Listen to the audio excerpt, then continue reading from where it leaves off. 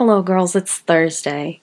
So for the theme this week, we were going to teach our viewers each other about something that we know well.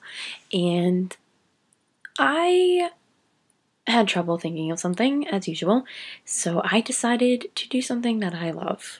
And I thought I'd teach you about it, even though most of you already know what it is. Today, I'm going to explain Doctor Who.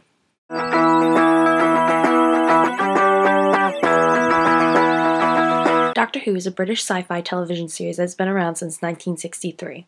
That makes it the longest-running sci-fi television show in the world. It's almost 50 years old. It will be 50 in 2013. It's put on by BBC, or British Broadcasting Company.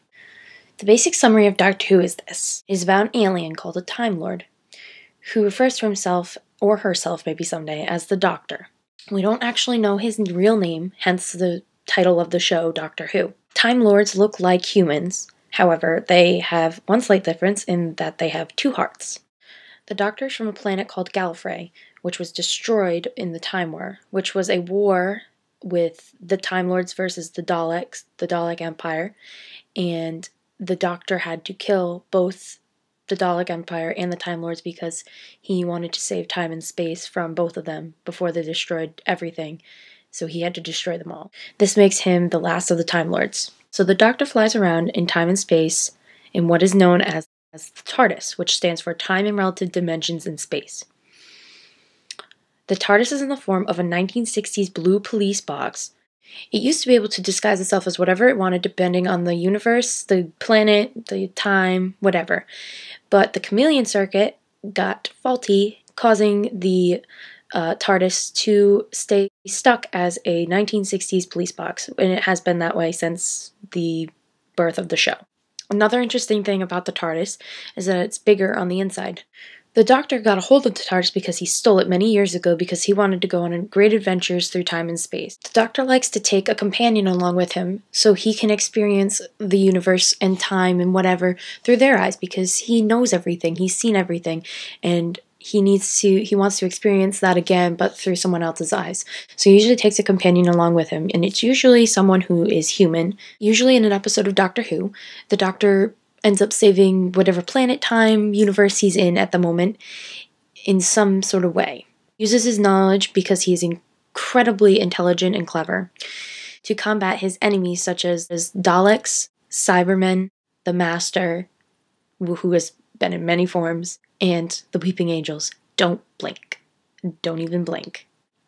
He also uses his sonic screwdriver, which he uses for many things, scanning, unlocking doors, but the only downside about it is that it does not work on wood. Another important thing to note about the Doctor is that when he is about to die, he does what is called regenerating. This is a thing that Time Lords do. It's basically they change their entire form, their character, and their personality completely changes. What this means in acting terms is the Doctor will regenerate when the actor is either decides to stop playing the Doctor or he's let go. That's usually when the Doctor will regenerate. From 1963 to the present, there has been 11 Doctors in total. The first Doctor was played by William Hartnell. The other actors are as follows: Patrick Troughton, John Pertwee, Tom Baker, who's famous for his unusually long scarf, Peter Davison, who's famous for his celery on his jacket, Colin Baker, Sylvester McCoy, Paul McGann, Christopher Eccleston, David Tennant, and the most recent Doctor, Matt Smith, who's known for his bow ties. Some of the popular companions include Sarah Jane Smith, the Brigadier, Captain Jack Harkness, Rose Tyler, Martha Jones, Donna Noble, River Song, Amy Pond, and Rory Williams. The show went from 1963 to 1989 before the ratings started to go down and they canceled the show. In 1996, they wanted to see if they could bring back the show, so they put out a Doctor Who movie starring the 8th Doctor, and that was the only thing he ever starred in hopes that this movie would make people want to watch it again. Luckily, it must have worked because in 2001, they reinstated the show with Christopher Eccleston playing the 9th Doctor. Since its rebirth in 2001, the series has been very successful. Doctor Who, in the more recent series, has also made Christmas specials which air every Christmas Day. They also do charity event specials, and they've even been featured at the proms. If you have not already watched this television show, I highly suggest that you watch it. It is a very, very well done program, and it is one of the most thought-provoking, one of the most intense television programs today.